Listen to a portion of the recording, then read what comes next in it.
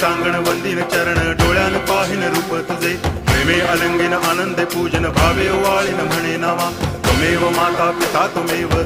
बंधुश्च सखा त्वमेव विद्या करुणं त्वमेव सर्वं मम देव कायेन वाचा मनसेन्द्रियैर्वा बुद्ध्यात्मना वा प्रकृति स्वभावात् करोमि यद्यत् सकलं परस्मै नारायणायति समर्पयामि अच्युतं केशवं रामनारायणं कृष्णदामोदरं वासुदेवं हरि गिरिधरं माधवं गोपिकावल्लभं जानकीनायकं रामचन्द्रं भजे हरे राम राम